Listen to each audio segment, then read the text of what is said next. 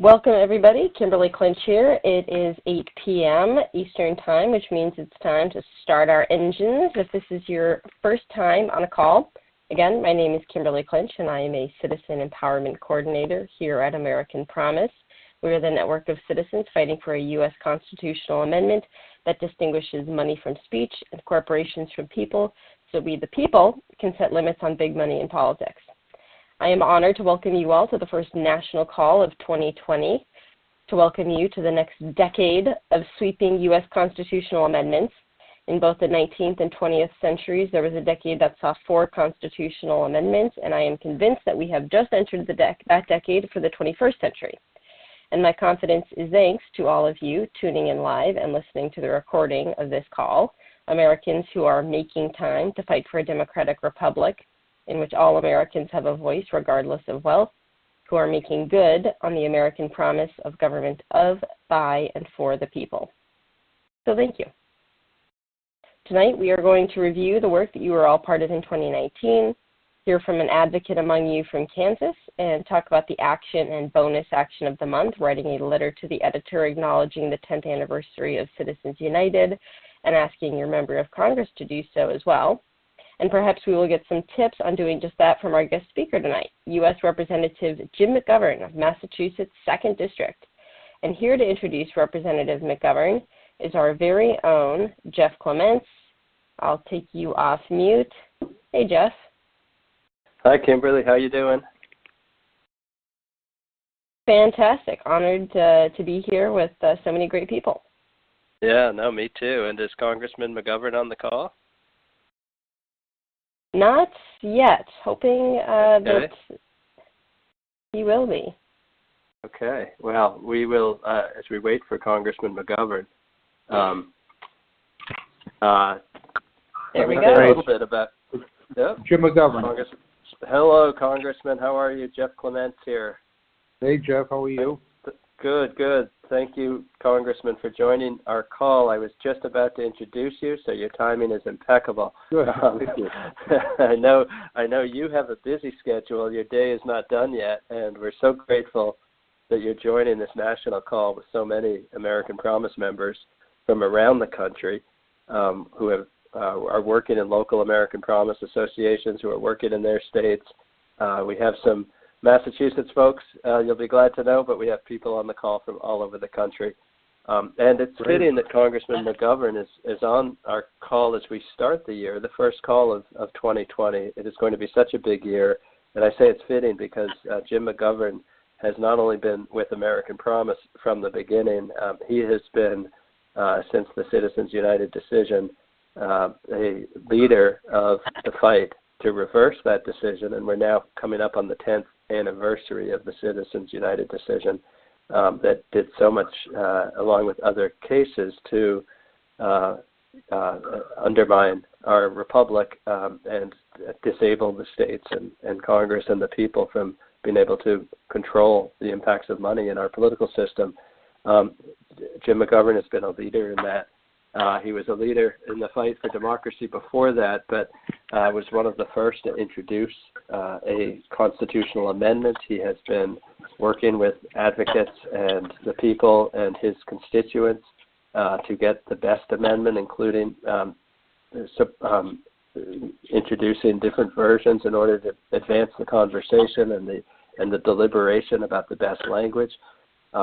Jim McGovern is now chair of the Powerful Rules Committee in the House, and those of you who joined us at our National Citizen Lobby Day will remember Congressman McGovern hosting us, providing that great space in the Capitol, and firing us up to get out to all of the offices around Capitol Hill. He believes in this amendment. He believes in and knows that there's cross-partisan work to get it done, and most of all, he believes that the people in the country are capable of doing this. A few final remarks about my friend Congressman McGovern.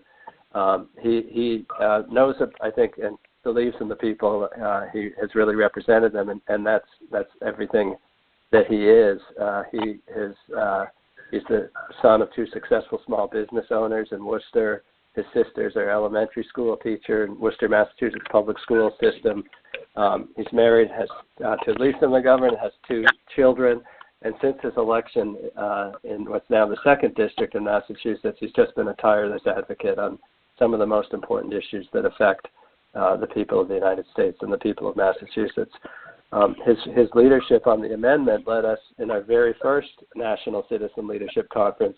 Congressman, you'll remember receiving our Congressional Leadership Award and helping us kick off that first year, now 4 years ago, with Walter Jones, a Republican congressman from North Carolina, who we miss as he passed away last year. But your leadership then was so valuable in making this effort for the next amendment to the U.S. Constitution that will do so much to reinvigorate our democracy closer to reality than ever. So with that, let me stop. And Congressman, turn it over to you. We are grateful for you joining us. We'd love to hear your perspective from Capitol Hill, and I'm sure our members on the phone would love to have a chance to ask you some questions if you can stay with us.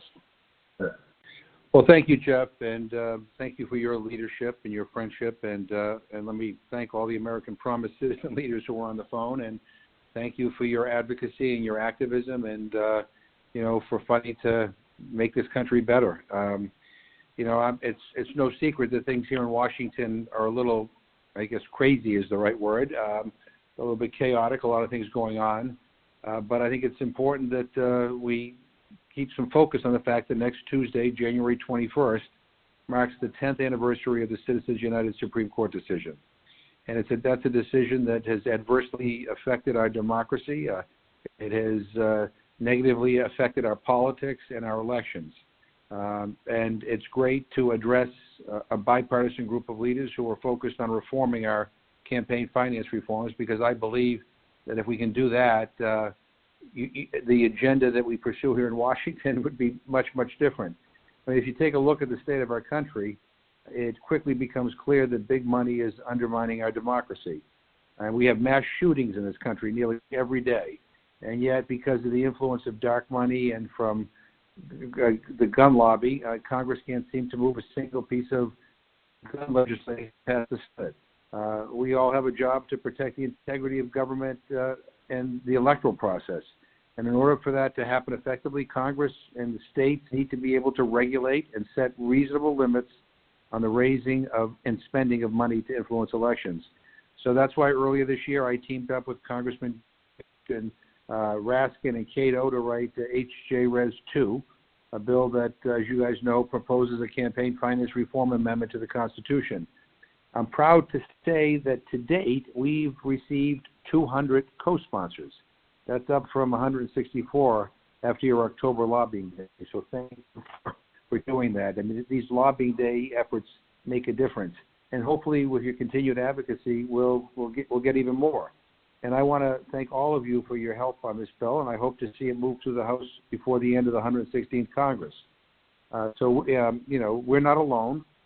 Since the landmark Citizens United decision, 19 states and nearly 800 municipalities, including large cities like New York and Los Angeles and Chicago and Philadelphia, have gone out on record as supporting a constitutional amendment to get big money out of politics. And I want to thank all the local activists in those communities and others who are responsible for that. But somehow things seem to be getting worse. In the 2018 midterm elections, outside spending more than doubled than from the previous midterm cycle. And that's a dangerous trend that can only be stopped if we address this thing legislatively into a constitutional amendment. All too often shell companies are used to hide, move, and launder money, and dark money makes its way to regulators and law enforcement to influence dark interests. So we can't continue to allow politics spending to go unchecked. The flow of dark money into our political system has a profound effect on the democratic process for everyday Americans, whose voices and policy preferences are increasingly being drowned out by those of wealthy special interests. Let me give you an example. On policies like unemployment benefits, minimum wage, and health care coverage, our nation's wealthiest tend to have fundamentally different views than average Americans. Just imagine what our health care system, our child care system, tax loopholes the minimum wage would look like if we checked the power of corporate interests more effectively. Millions of Americans have signed petitions, have marched, have called their members of Congress, written letters, and otherwise demonstrated their support for a constitutional amendment to overturn Citizens United. And we can never underestimate the power of your grassroots organization. Together we can continue to promote the will of the people so that our voices are heard. So I just want to, be on this call to say to all of you, thank you, thank you, thank you, thank you. The increase in co-sponsors, the movement on these bills didn't happen by accident. It happened because of people like you who have kind of taken matters into your hands and said, we want to change the status quo. We want to make things better. And so I think you're doing a great service to our country, and I'm happy to be a little bit of wind at your back. So thank you. Well, thank you, Congressman. As I said, I know we all know how busy you are, and really appreciate you taking the time to be with us. If you could stay with just a few minutes, Sure. I'm sure have some questions from folks on the call, and I think people know how to do that. Just press 1 on your keypad, and Kimberly will look for you, and press 1 on your keypad to raise your hand and ask your question to Congressman Jim McGovern. Kimberly, do we have any questions? Yes, we do. Vicki, you're asking me if you could let everyone know where you're calling in from and what your question is. Vicki calling in from Minnesota. Congressman, thank you for being so accessible to our group. It's so helpful to hear your perspective on these issues. I was wondering in particular about the money spent in advertisements related to the impeachment period, and then to influence, to get people to call in and support judicial appointments and nominations for the Supreme Court justices. Will that money that's being spent for those purposes be something that's covered over passing the amendment to cover it in our elections as well? Well, maybe let me yield to Jeff on that, so I'm clear. I'm not sure. I think it all depends on some of these groups. But Jeff, do you have an answer for that? Yeah, I think the congressman is turning to the lawyer, because there's going to be a lot of lawyer questions after the amendment. It's like, when the Equal Protection Clause is in the Constitution, it's absolutely essential, but it opens up all sorts of questions that don't end about what does it mean to have equal rights in our republic. That's the way the Constitution is, and this constitutional amendment won't be different. It won't answer all of the questions like that. So the congressman is, quite right to fight for this amendment, and then its application will really be a decision first for the people in the states and through their members of Congress as to how broad the laws that we want, once we're able to have laws that actually protect our voice and our democracy, will be.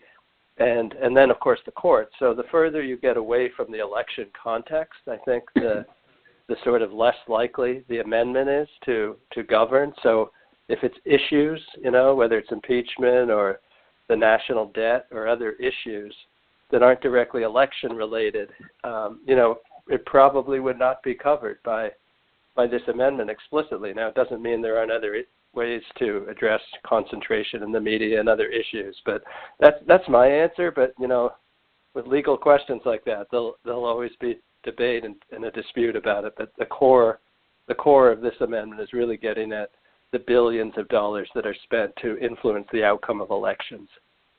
Congressman, is that helpful? Yeah, no. As somebody who got rejected to every law school that he applied to, I accept your definition here.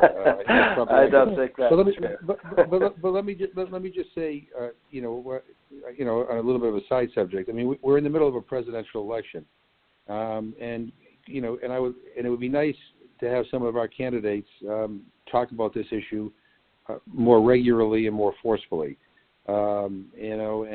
Even invoke the amendment that we're trying to get through, the bill we're trying to get through the House.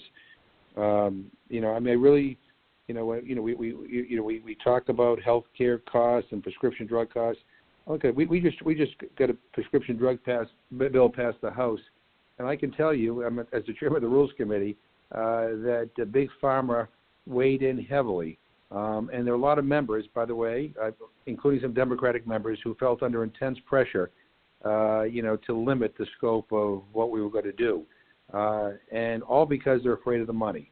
And it really is frustrating because, when it comes to issues like healthcare, it ought to be about what is the best thing for people, not what is the best thing for our own, for an individual's political advancement or preservation here. So, we're in a presidential election. We just need to continue to press these candidates to talk more forcefully about this stuff. Yes, indeed. And, we were glad to see 13 of the presidential candidates have taken the American Promise Pledge. And I joined the Congressman. Yeah, and I'd encourage all of our members to keep asking any candidate for any office, sign the pledge, and keep talking about this. So thanks for that reminder, Congressman. Kimberly, do we have other questions coming in? Indeed. Nancy, you are off mute. If you could let everyone know where you're calling in from and what your question is. Hi, everybody. I'm Nancy Morgan from Virginia, and I'd just like to echo Vicki's appreciation for all of Jeff's and everybody's work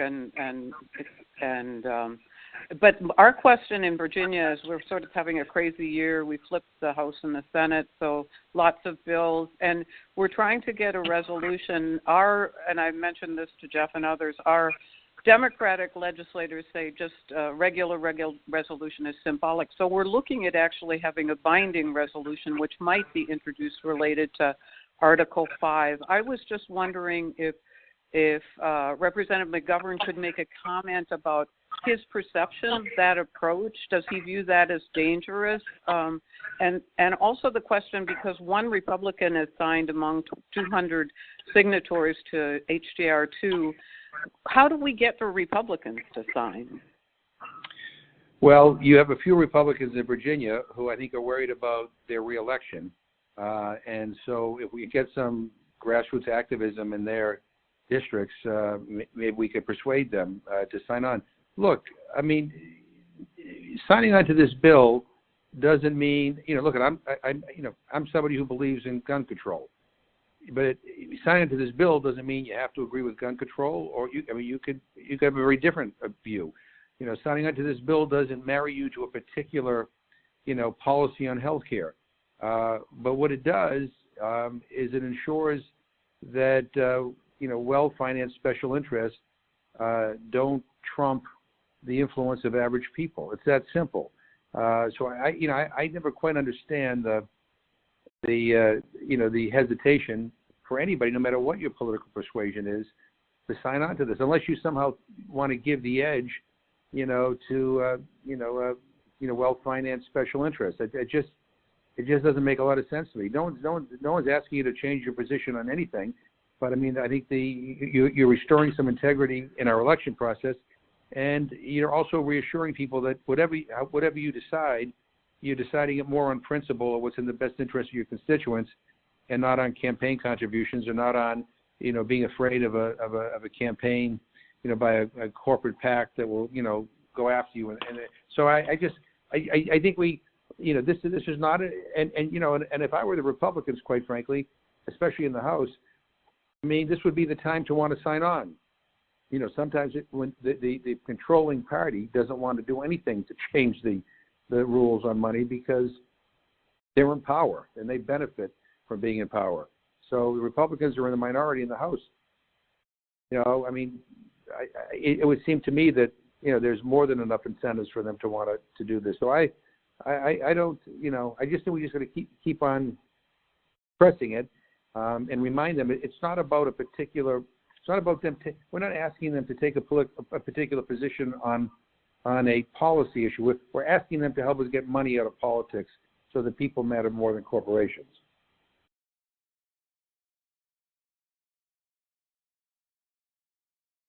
Indeed. Thank you for that. That's, resounding core part of our work. Next up, I see Grace Soltis. You are off mute. If you could let everyone know where you're calling in from and what your question is. Hi. Yes. Thank you for all the great work you're doing. This is Grace from Easton, Maryland, known as the right side of the Chesapeake. We have the reddest district in the entire state. That being said, which is otherwise a blue state. That being said, I was wondering if you would consider, well, two things. One, have you worked with the other group that I have worked with called Represent Us? I was involved in protesting the Citizens United decision 10 years ago, back when I still lived in Pennsylvania, with a very animated group. And now I'm wondering, the group that formed afterwards was Represent Us that I have been aware of. Have you coordinate with them? I was wondering how different your work is, or do you collaborate or whatever? That's the first question. My second question is, have you considered reaching out to those candidates who are, like, we had, a plethora of Democratic candidates this year, and they're dropping off one by one, and it's largely due to lack of funds. They can't get their message out. We just got our ballot for the primary here in Maryland, and people never heard of Mayor Bloomberg, but he's on there. And I'm not saying whether he's good or bad. Actually, we have two billionaires who I really think want to try to make a difference, but that's a whole different discussion. But I'm just wondering if you're reaching out to those candidates who can't get off the ground and are losing their position largely for inability to advertise. And by the way, the media did us a great disservice in 2015 when they gave the current president Grace, too many hours. We've got a number of people who are looking to answer questions, and I'm sorry. I'm done. Just two questions. Please don't be sorry. Love the reminder to be pursuing candidate pledges. Yeah, Grace, go ahead, Congressman. Go ahead, Joe. Yeah, I was just going to say, I think that might be a question for American Promise. Yes, we absolutely, work with Represent Us and many other groups, and let's continue that conversation. I know the Congressman is short on time, so I want to make sure if there's questions directly to him on the Capitol Hill perspective or anything the Congressman can address. Let's get to those, Kimberly. But Grace, we'll come back and focus on both the candidate pledge and our work with other organizations as well. It's a big movement that we want to make sure we're collaborating with. So, Congressman, unless you wanted to comment on that, we'll go to the next question. No, I think you're right, and let me just say that it goes back to what I said before. We need to encourage the candidates, to not just sign pledges, but to raise these issues more visibly in their press conferences and in their debates, because I think this is central to all the questions that are being asked and all the concerns that people raise during these debates. But anyway, thank you for calling. Great. Thank you, Kimberly. For the next question, absolutely. Next question. Joan DeVore, you are off mute. If you want to let everyone know where you're calling in from and what your question is. All right. Hi, this is Joan DeVore. I'm calling from southern New Jersey. And Congressman, you sort of talked about this in response to an earlier question regarding Republican support for overturning Citizens United. I was just wondering whether on the ground you see any progress in the thinking of some of your Republican colleagues moving in that direction. Look, I said at the very beginning that things are a little bit crazy here in D.C. right now, and they're especially polarized, which I'm sad to say. But I think that there may be some prospects, that we need to put a little bit more pressure on, and I'll work with Jeff and others to hand over some of those names. But look, at the end of the day, the one thing that all of us politicians have in common is we all want to get reelected. And if in these Republican districts there's enough pressure, and if the incumbent Republican feels the pressure, that somehow this will matter in terms of the next election, that'll sway them. Again, we're not asking anybody to switch. I mean, I'm a liberal Democrat. I will proudly admit that. But I'm not. This is not saying that sign onto this bill you have to vote the way I do on everything. What this is doing is it's basically removing from the equation, the heavy hand of big corporate money. Period. And so again, I sometimes I think, some of my Republican friends think that there's a secret plot here, that this is about something different.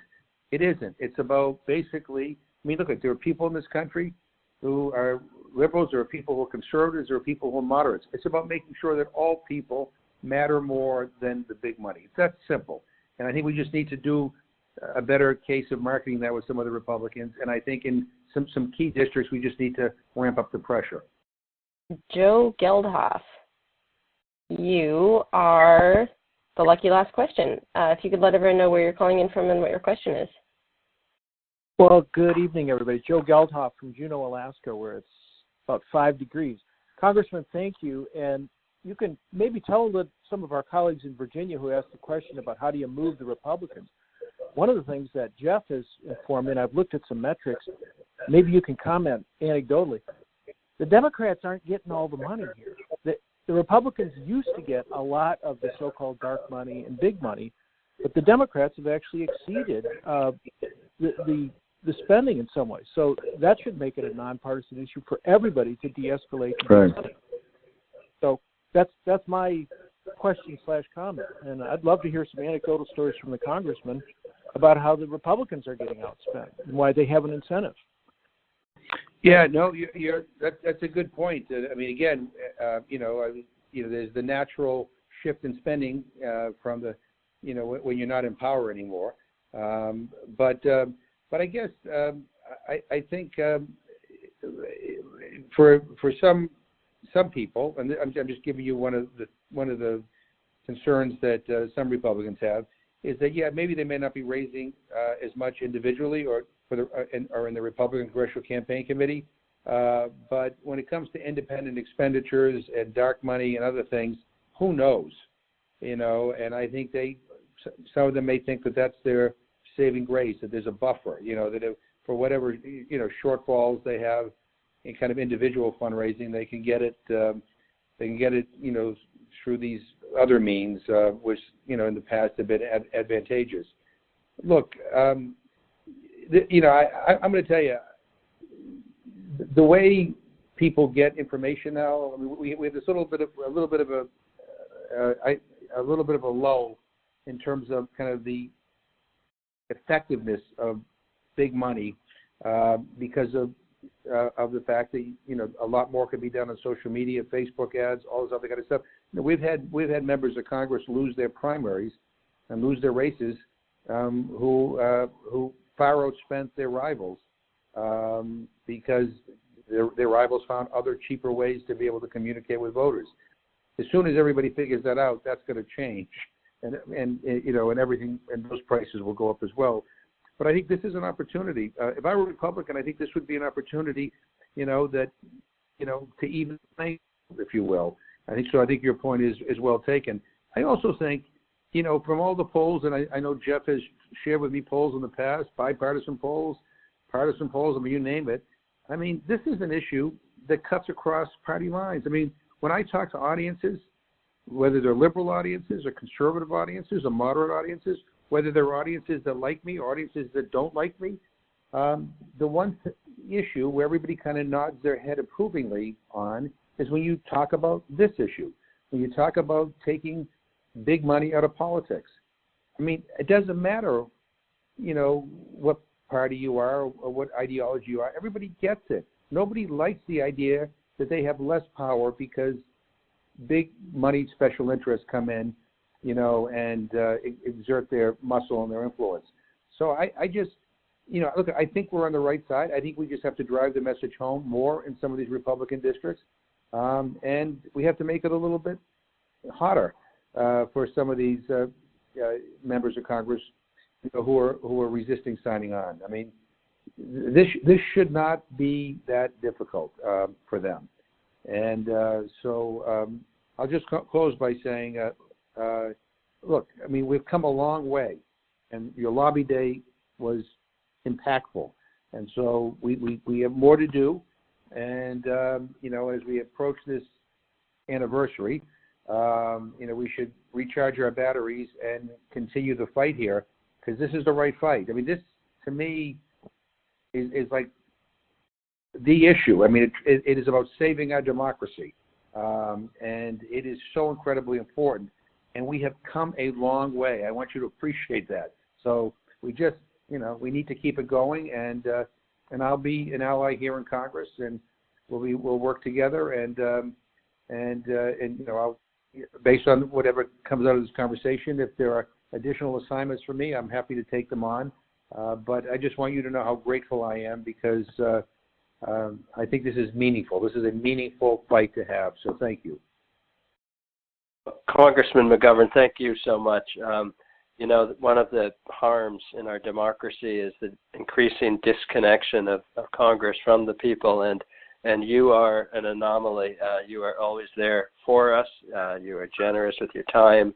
You're generous with, one of the most powerful members of Congress, and there for the people, for our lobby day, for this call, whenever we ask. And I know it's because you deeply believe, as you said, that we have to do this as a country.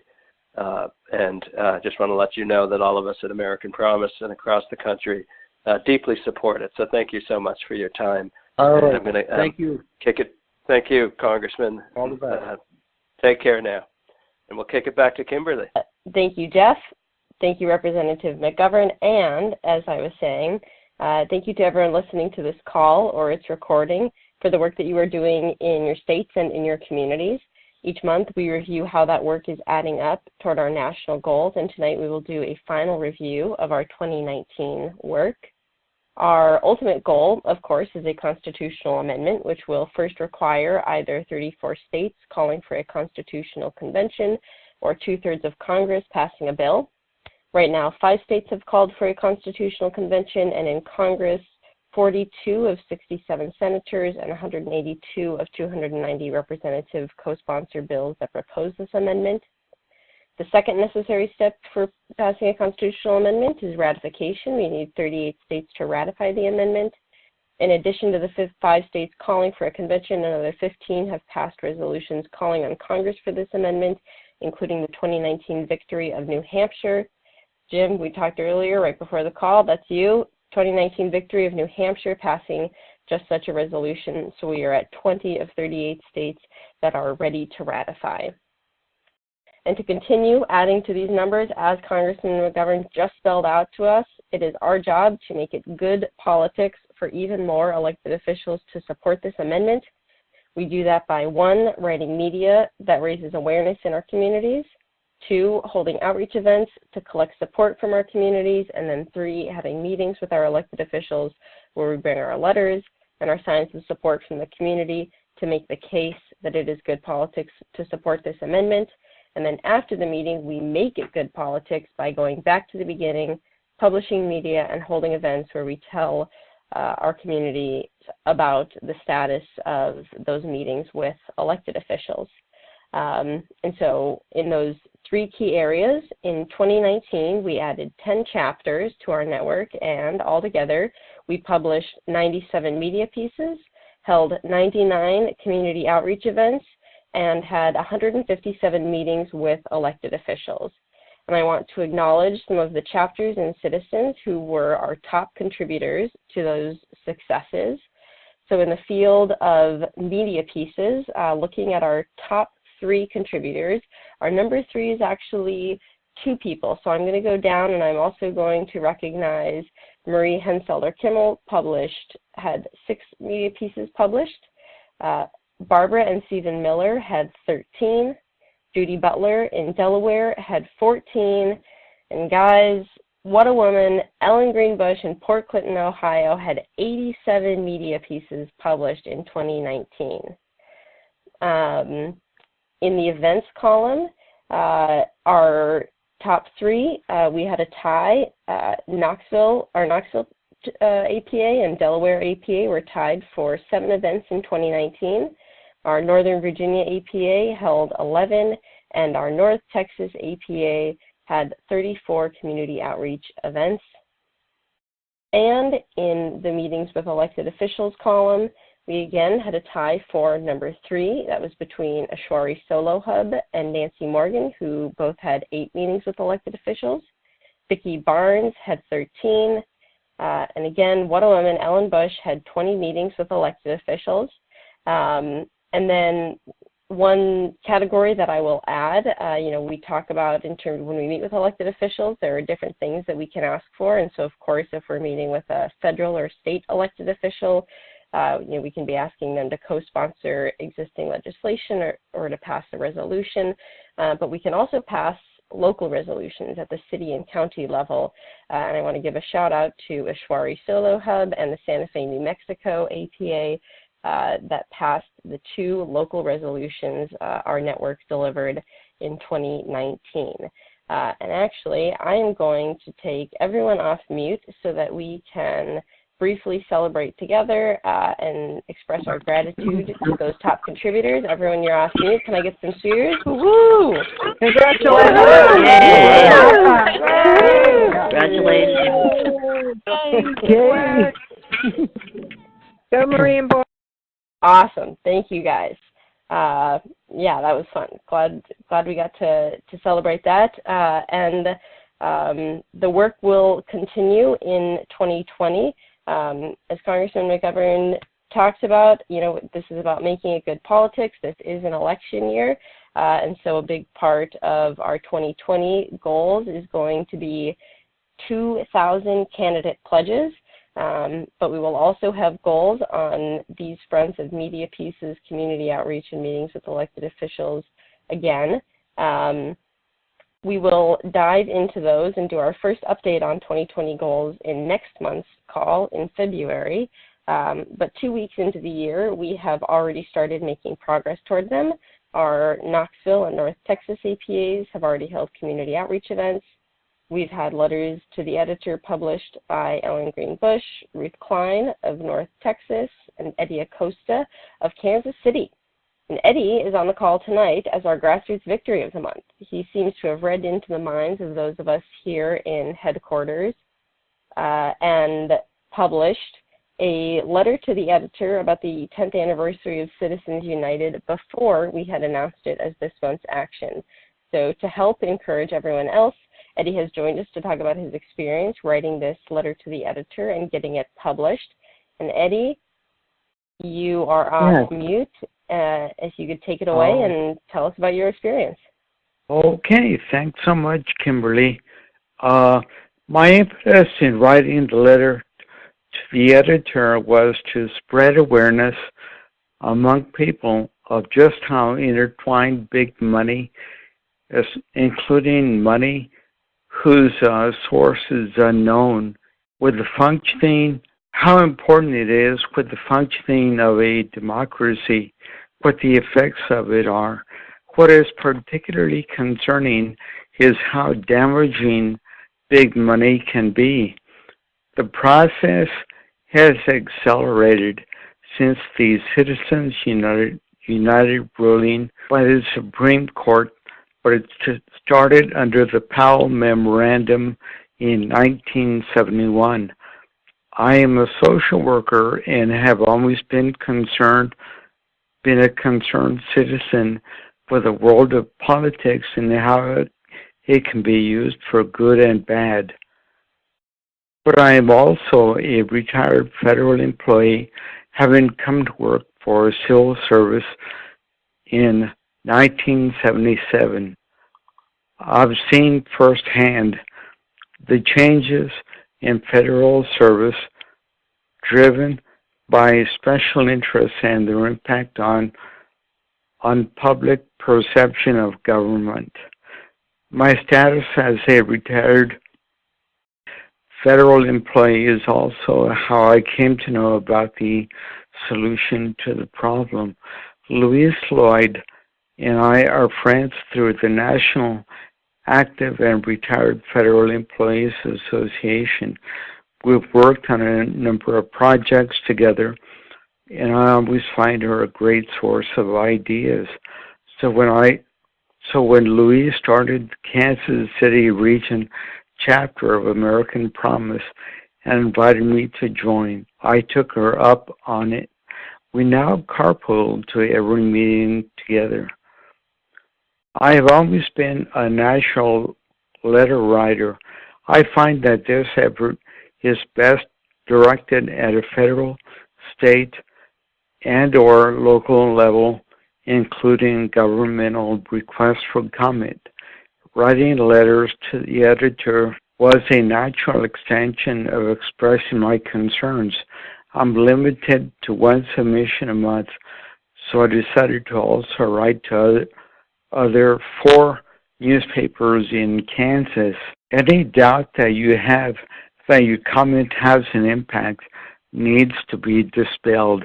In 2018, I submitted a comment in favor of Medicaid expansion to a state commission. A few months later, I was contacted by a reporter from our local newspaper. An article was published about Medicaid, including the fact that I had submitted my comment. For a period in 2018, the Children's Health Insurance Program, or the CHIP program, was in need of reauthorization by the federal government. For a period of about 6 months, on a daily basis, I called my senators, representative, White House, and state officials with a message that my 2-year-old grandson had a seizure disorder, relied on the CHIP program, and that it was imperative that the program be reauthorized. I wound up my letter by encouraging people to educate themselves on big money and to try their hand at writing a letter to the editor and to invite their friends. Eddie, thank you so much. For sharing your experience and how you got involved is a reminder to all of us the power of, just as you say, inviting your friends and working out a carpool together, even something as simple as that. And very much appreciate dispelling any doubts we have about the impact of our letters to the editor. Your story is a great reminder that, when we're faced with something that is very directly impacting our life, we can be motivated. Perhaps not all of us can be as motivated that's amazing, Eddie calling every day for 6 months, but that's the kind of motivation you can have when something as direct as healthcare is impacting your life. And so that's why we do these monthly calls, to, as a community, as a network, remember that big money in politics is right up involved in those policies that do directly affect our lives, even though sometimes it feels like it's a step removed. It's really what's at the base, and that we can draw on those same motivations to move forward in our fight for getting big money out of politics. And you can do that this month with our action of the month, which is to do just as Eddie did, write a letter to the editor acknowledging the 10th anniversary of Citizens United. And our bonus action this month is to ask your members of Congress or other elected officials to do the same, to write a letter to the editor. Especially for elected officials who have already supported legislation for this amendment, writing a letter to the editor is a great way to become an even bigger champion. And to make it easy for you and for them, we've written a template letter to the editor for them. It is attached to the reminder emails that went out for this call and will be attached to tomorrow's recap. If possible, you can help out your elected official even more by taking the template and adding specific personal and or local details, and then send it to them with the ask that they consider writing a letter to the editor to mark the anniversary, and can use the attached template as a starting point to personalize before publishing. But back to the core action of the month, writing your own original letters to the editor, and we've also written an action sheet to help you with that, again, attached to the emails that went out before this call and will be attached to tomorrow's recap email. And I promise that this action sheet makes writing your letter to the editor easy. And to make it even easier, we are actually going to make time to read that action sheet together on tonight's call. I know in the digital age there is more that I want to read than I have time for, so making time right now, we're going to go through it. If you're on your computer and want to follow along, you can pull up the action sheet, but I will do my best to convey the key parts just as clearly verbally. So first of all, you might be asking yourself, why should you be motivated to write a letter to the editor? As the action sheet says, as we approach the 10th anniversary of Citizens United, American Promise is calling on APA members across the nation to raise awareness about the solution to the problems caused by this and other Supreme Court rulings. The Citizens United decision has allowed wealthy special interests and corporations to drown out the voices of everyday Americans.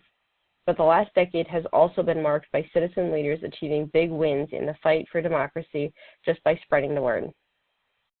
Writing a letter to the editor of your local or regional newspaper is an easy and compelling way to express the importance of an issue, and the 10th anniversary of Citizens United means big money in politics is especially timely. Letters to the editor, or LTEs, are effective in reaching large audiences in your community, especially those who are civically engaged, including elected officials who keep tabs on what their constituents are talking about. So if you're sold that writing a letter to the editor is effective, whether it's through our action sheet or the story that Eddie just shared, your next question might be, well, what exactly should I say in my letter to the editor? Well, you're going to start your letter with a simple greeting to the editor, and you're going to finish by signing your full name. And in between, you can think about having 4 parts. 1, introduce the issue. 2, make it relevant. 3, make it cross-partisan and back it up with evidence. And 4, introduce the solution and invite the reader to join. And to go over those parts a little more in depth, we have some examples. So to introduce the issue and establish your position, you might say, January 21st is the 10th anniversary of the Supreme Court's Citizen United decision, which ruled that unlimited political spending is protected as free speech. This has corrupted the foundation of our democracy by concentrating the power of the people into the hands of the wealthy few. And there, you've introduced the issue and established your position. 2, to make this issue relevant to your community, you might write something like Henry Laughlin of Portland, Maine, wrote last year in his letter to the editor. He wrote, here's a major reason that Congress's approval rating is so low. When senators and representatives rely on unregulated cash from super PACs, their policies and positions reflect those of major donors rather than constituents. Reforms on issues like climate change, guns, and health care are supported by the majority of Americans and privately by many of their congressional members, but nothing happens because they are beholden to the policy preferences of major donors. Mix unregulated spending with career politicians, many of whose sole aim is re-election, and the result is a fiscal arms race that erodes our democracy and silences our citizens' voices. End quote. So we went from big money to talking about how big money influences reforms on issues like climate change, guns, and healthcare. Third step, to make it cross-partisan, you can make it cross-partisan and use evidence. This evidence can be statistics or anecdotes. For instance, you could use statistics to say, big money in politics is not a partisan issue. In a recent Pew Research Center poll, 77% of Americans agree on the need for limits on the amount that individuals and organizations can spend on political campaigns. That includes 71% of Republicans and 85% of Democrats. Or you could use a specific anecdote. The amendments to end the domination of big money in politics has already made significant progress.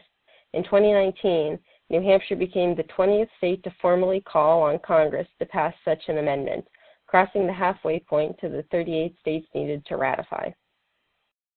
You might also include that the first 19 states include states from California to Montana, again, across the political spectrum. And fourth, finally, let your reader know that there is a solution. It's a constitutional amendment, that this movement for the amendment is well underway, and that they can join. As Eddie wrote in his Grassroots Victory letter to the editor, quote, To address big money in politics and the many policy problems that result, the nonpartisan American Promise Organization backs the new 28th Amendment, which has been co-sponsored by more than 185 of the 116th Congress from both parties. To find out more about the 28th Amendment and the efforts to limit big money, go to americanpromise.net. End quote. Another way, and Eddie invited readers to go to americanpromise.net. Last month, our action was to plan an event around the anniversary of Citizens United. If you're doing that, then one way that you can invite readers to join would be to tell them about this upcoming event that your local chapter is holding. So to review your letter to the editor, you're going to start with "to the editor" and end by signing your name. And in between, the 4 parts are: 1, introduce the issue; 2, make it relevant; 3, make it cross-partisan and back it up with evidence; and 4, introduce the solution and invite the reader to join.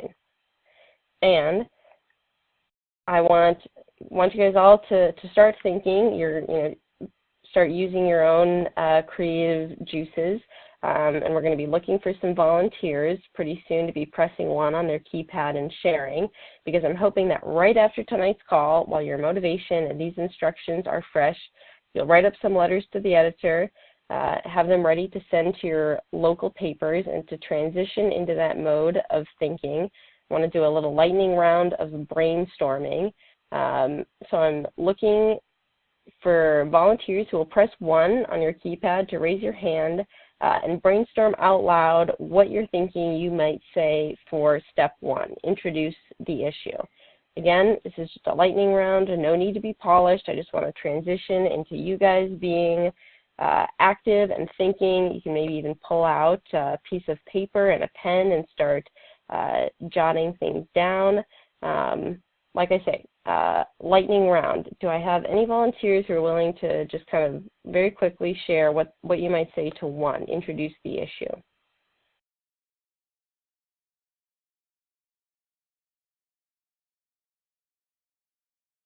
Sweet.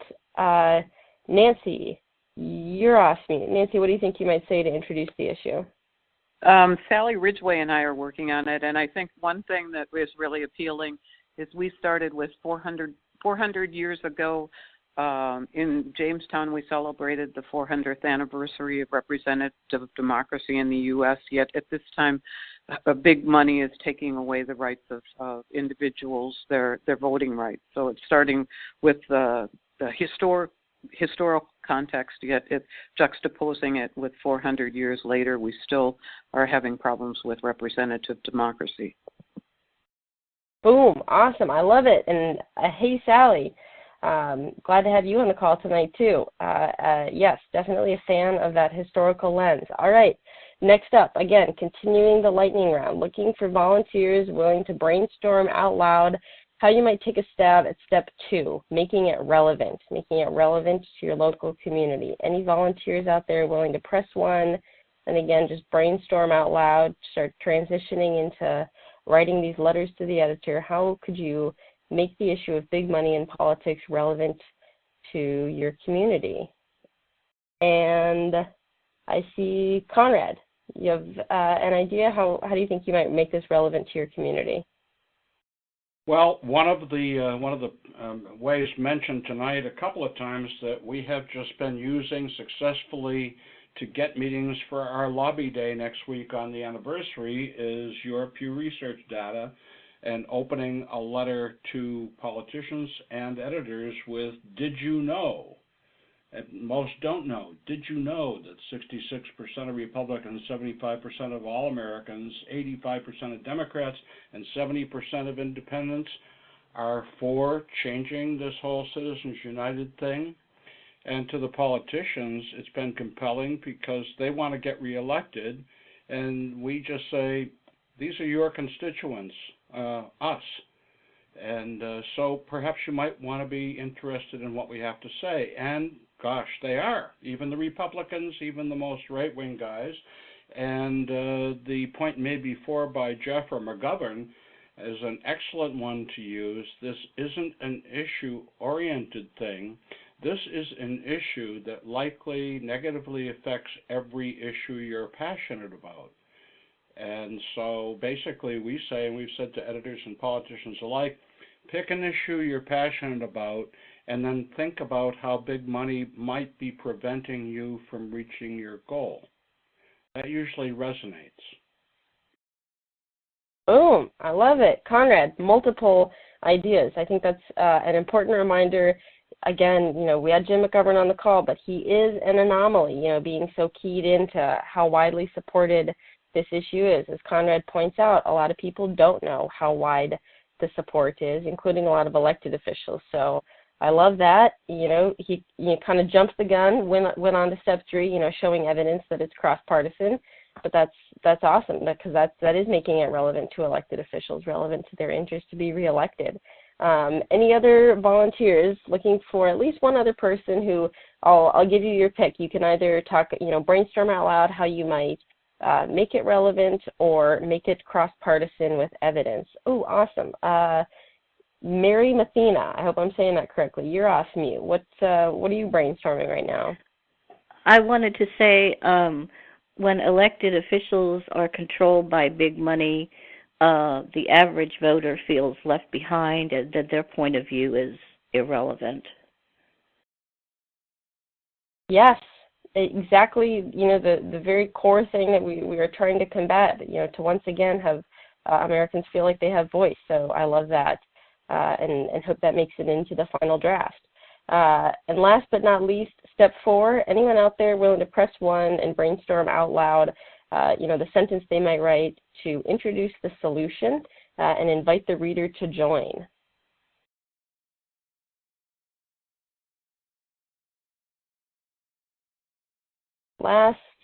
Last one. I know there are some people out there who've got events. Maybe you're planning on inviting your readers to join the event. Any volunteers?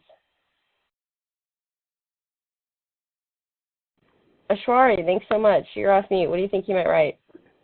Hi there. You might start with something like, here's what you can do.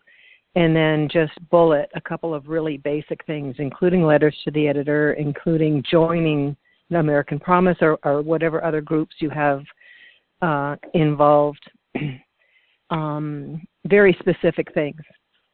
But starting with, here's what you can do. That's my idea. Sweet. Thanks so much for sharing.